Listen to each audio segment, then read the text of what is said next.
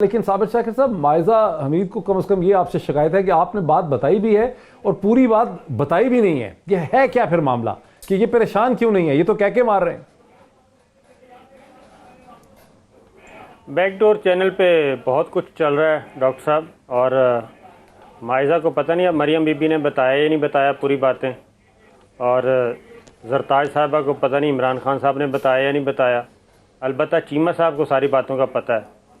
तो इसलिए ये जो कुछ भी इस वक्त हो रहा है, ये ज़ाहिर है इसके कुछ ऑब्जेक्टिव्स हैं, कुछ फौरी नौइयत के हैं और कुछ तवील दौरानिये के हैं, और वो कैसे हासिल होते हैं ये तो मेरा ख्याल है कि जब प्लेयर्स खेलेंगे, मैदान में हैं, और ख़ास तौर पे पावर कॉरिडोर्स में बहुत कुछ हो रहा है, तो इंतज़ार करना चाहिए। कुछ दिनों में सिचुएशन मज़ीद क्लियर हो जाएगी, क्योंकि है सारा कुछ सस्पिशियस किस्म की चीज़ें हैं।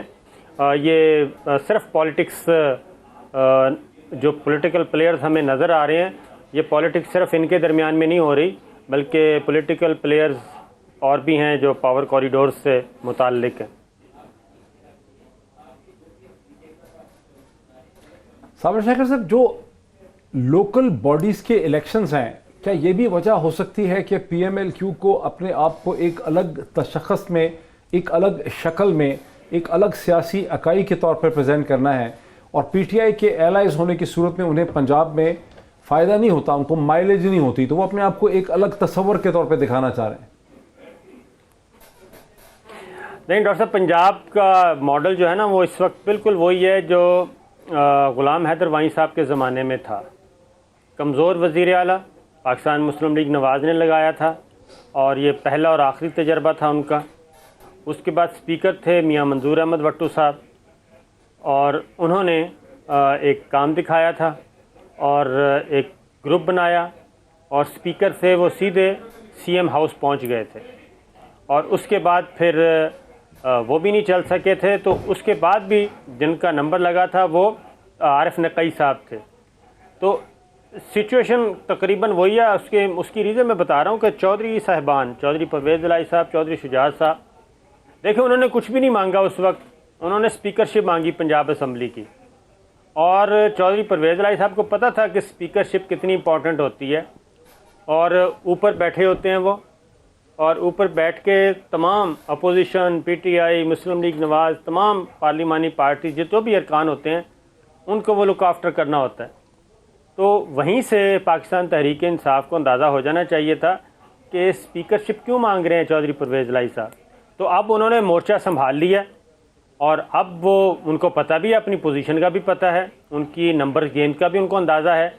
तो इसलिए वो खेल रहे हैं, और भरपूर तरीके से खेल रहे हैं। और अब पाकिस्तान तहरीक इंसाफ को कुछ समझ नहीं आ रही फौरी तौर पे कि क्या किया जाए। एक ही रास्ता है, या तो ये एक मुस्लिम लीग नवाज़ के अंदर कोई बनाएं फॉरवर्ड ब्लॉक, एक माकूल नंबर अपने साथ मिलाएं, पाकिस्तान मुस्लिम लीग काफ को एक साइड पे करें। दूसरा है कि पाकिस्तान पीपल्स पार्टी को वेलकम करें और उनके साथ खेलें, उनको स्पीकरशिप दे दें या कुछ, क्योंकि नंबर्स उनके भी हैं पंजाब असम्बली में।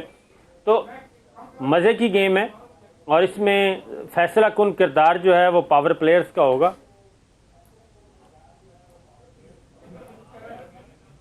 यानी आपको ये लगता है, मैं बात को आगे बढ़ाता हूँ, साबिर शाकिर साहब को ये लगता है कि ये जो सूरत हाल है पंजाब के अंदर, ये कोई बहुत देर चल नहीं सकती, इस ऊँट को किसी न किसी करवट जो है बैठना है। देखिए डॉक्टर साहब, यही बात कह रहा हूँ कि हिडन में कुछ और है। उसकी रीज़न है कि पाकिस्तान मुस्लिम लीग काफ, MQM, PTI, इनको पता है ये सब ठीक जा रहे थे, वजारतें भी चल रही थी, गवर्नमेंट भी चल रही थी, लेकिन इत्तेहादियों के तो चलें ठीक है, उनके तो नाज नखरे होते हैं।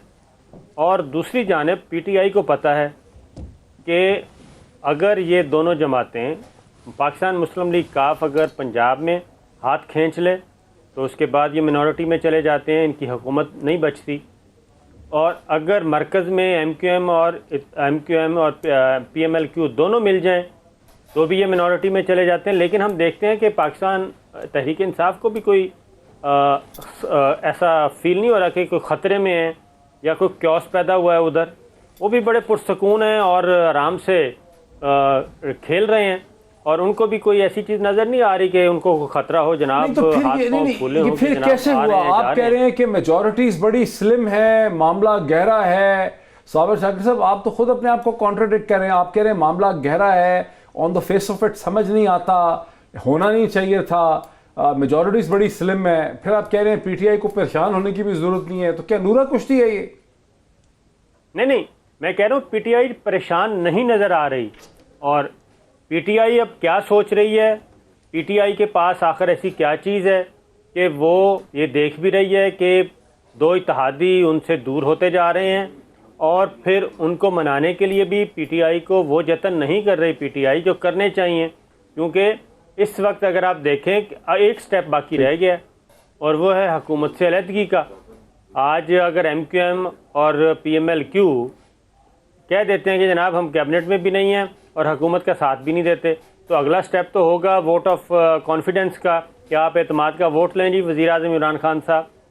तो वो आराम से अपने विज़िट कर रहे हैं, पार्टी मीटिंग्स कर रहे हैं, अपनी मुतबादल स्ट्रेटजी बना रहे हैं। या तो फिर उनके पास भी कोई कार्ड ऐसा है कि अगर वो पीएमएलक्यू और एमक्यूएम चले जाते हैं तो उनकी गवर्नमेंट को कोई ख़तरा नहीं है।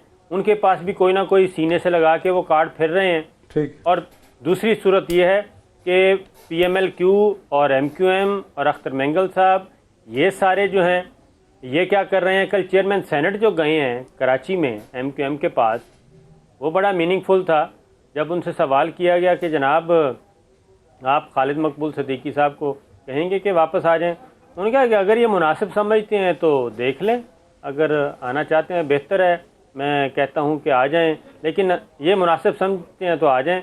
मैं इसलिए इस काम के लिए नहीं आया था। तो इसलिए पसे पर्दा कुछ ना कुछ चल रहा है।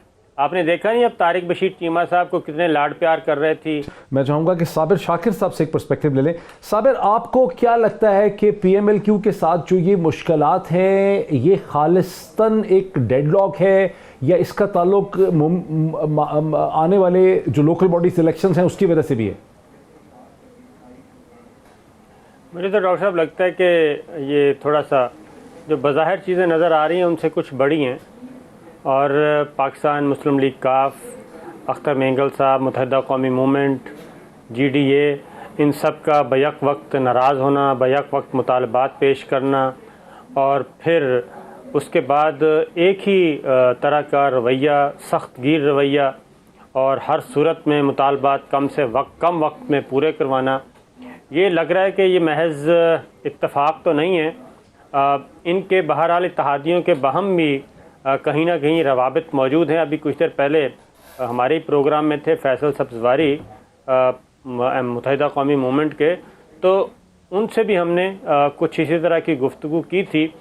तो लगता यह है कि उन्होंने भी इस चीज़ को खारिज अज़ इम्कान नहीं करार दिया कि आइंदा मुस्तकबिल में ये तमाम इत्तेहादी जो हुकूमत के साथ हैं बशमूल बलूचिस्तान अवामी पार्टी, ये सारे मिल के कोई एक फोरम पे इकट्ठे भी हो सकते हैं। इस इम्कान को उन्होंने कहा कि रद्द नहीं किया जा सकता। तो इसलिए ये चीज़ें जो आ रही हैं, क्योंकि लास्ट कैबिनेट मीटिंग में तो जिस तरीके से प्राइम मिनिस्टर इमरान खान ने पूछा कि जनाब खालिद मकबूल सिद्दीकी साहब क्यों नहीं आए, वो आए हैं या नहीं आए, ये पूछा, तो जब पता चला कि नहीं आए तो उन्होंने कहा उनको तो आ जाना चाहिए था, सारी बातें तो हमने मान ली हैं 6 की 6। और यही कुछ काफ लीग के साथ। लेकिन अब सूरत हाल ये है कि ना मुत्तहिदा कौमी मूवमेंट मान रही है, ना पाकिस्तान मुस्लिम लीग काफ मान रही है, और दोनों अगर मिल जाते हैं तो इनको पता है एमक्यूएम को भी और पीएमएलक्यू को भी कि इनकी स्ट्रेंथ कितनी। अगर ये दोनों अपना हाथ खींच लेते हैं तो पंजाब में भी पाकिस्तान तहरीक इंसाफ की गवर्नमेंट मिनॉरिटी में चली जाती है, और मरकज़ में पाकिस्तान तहरीक इंसाफ यानी कि वज़ीर आज़म इमरान खान मिनॉरिटी वोट में चले जाते हैं। तो ये चीज़ कुछ मुझे लग रहा है कि कहीं ना कहीं गड़बड़ मौजूद है, जिसकी वजह से ये सारे मामला हमारे सामने हैं। और ख़ास तौर पे कमेटी जब तब्दील की जहांगीर तरीन साहब को हटा के और वहाँ पे चौधरी सरवर साहब गवर्नर पंजाब को और उस्मान गुजार साहब को और शफकत महमूद साहब को अपॉइंट किया गया प्राइम मिनिस्टर की तरफ से, तो मेरा नहीं ख्याल था कि किसी तहादी को इस बात पे नाराज़ होना चाहिए। लेकिन उन्होंने कहा कि नहीं जनाब ये कमेटी हमें कबूल नहीं है। तो इतना सख्त मौक़िफ़ जो है वो जरा उनका ये कहना है कि पीटीआई को सूरत हाल समझ नहीं आ रही, बुनियादी तौर पे सूरत हाल ख़तरनाक है और आप लोग खुश इसलिए नज़र आते हैं, ये परेशान इसलिए नज़र नहीं आते कि आप लोग नए हैं सियासत में, आपको समझ नहीं आ रही कि ये अब एक सियासत ख़तरनाक साइकिल में दाखिल हो गई है। देखिए, जो टाइम था ना डिसीजन पावर, वो पब्लिक के पास था, वो 2018 के अंदर था और 2018 में लोगों ने वोट पाकिस्तान तहरीक इंसाफ को दे दिया। पंजाब में तो नहीं दिया, पंजाब में पंजाब में भी दिया है। देखें, ये 100% तो बिल्कुल भी नहीं होता। उसकी मैं आपको एग्जांपल देती हूँ। अभी इन्होंने कहा कि आपने केपीके में क्या किया। केपीके में हम लोगों ने कुछ ऐसे रिफॉर्म्स किए, तो बहरहाल तो उसके बाद हम लोगों ने जैसे एजुकेशन रिफॉर्म्स की, पुलिस रिफॉर्म्स की, रेवेन्यू रिफॉर्म की। हमारी कोलिशन गवर्नमेंट थी, लेकिन इसके बावजूद हमें 2/3 मेजॉरिटी मिली। आप जो इलेक्टोरल कॉलेज होता है ना, जो आपके पार्लियामेंटेरियंस आते हैं, आपकी पॉलिटिकल पार्टीज जो स्ट्रगल होती है, वो वोट की पर्ची के जरिए होती है। जो मर्जी आप साबिर का तो आर्गुमेंट ये ना कि नंबर्स गेम, मैं उसके ऊपर भी आती हूँ अभी। फिर उसके बाद जिसका जो कारनामा था ना, देखिए PMLN के 3 दफा की आपकी हुकूमत, 3 दफा के इनके प्राइम मिनिस्टर थे, ये इतने स्क्वीज होके रह गए कि आज इनको जगह भी नहीं मिली और पंजाब में पीपल्स पार्टी का सफाया हो गया। उनके बाई इलेक्शन में कोई टिकट लेने को तैयार नहीं था। 27 वोट भी इनको पड़े हैं, जमानतें जब्त हुई हैं। अब वो फैसला हमारे पास है, हुकूमत 5 साल इंशाल्लाह चलेगी, स्टेबल है। जहां तक पंजाब की बात है, ये कॉन्स्पिरेसी थ्योरीज इसलिए चलती रहेंगी कि लोगों को आदत हो गई है कि उनका ख्याल होता है कि शायद लाहौर से एक परसोना या एक स्ट्रॉन्ग वज़ीर आज़म का जो सिर्फ वज़ीर आला का जो सिर्फ परसेप्शन है ना, वो शायद सिर्फ वही बेहतर है। अच्छा, फंड्स क्यों नहीं रिलीज कर रहे आप लोग? मैं फंड्स की भी बात करें। अब परसेप्शन क्या था? परसेप्शन तो ये था कि बड़ा स्ट्रॉन्ग वज़ीर आला था और शहबाज शरीफ ने बड़े कामयाब काम किए, लेकिन वो सस्ती रोटी का प्रोजेक्ट किधर चला गया, वो साफ पीने के पानी का 4 अरब का प्रोजेक्ट किधर चला गया, वो जो 40 साल से एक हॉस्पिटल उन्होंने नहीं बनाया, 33% इन्होंने लाहौर को पर सारा बजट लगा दिया। क्या करेंगे तो मैं यही कह रही ना, परसेप्शन अब चूंकि उसका है, उस्मान बुज़दार साहब का है, सादा बंदे हैं, अच्छे बंदे हैं। अब उनको फील हो रहा है कि चूंकि तख्त लाहौर से कोई और बंदा है और कोई माइका लाल बन ही नहीं सकता, भाई बन गया है, कर लो एक्सेप्ट। फंड्स का आपने ठीक है, मैं फंड्स का भी आपको बताती हूँ। मैं माइजा से पूछ लूं जी, मैं इसका भी बता, सिर्फ एक सेकंड, थोड़ी सी एक बात कर ले। अब जब ये कह रहे हैं ना कि ये पंजाब, देखिए पंजाब हमें पे बैक करेगा खुद ही, क्योंकि मुझे पता है कि मेरे तमाम डिस्ट्रिक्ट इंक्लूडिंग साउथ पंजाब हर जगह पे हॉस्पिटल बनना शुरू हो गए। आपने जवाब फिर भी नहीं दिया।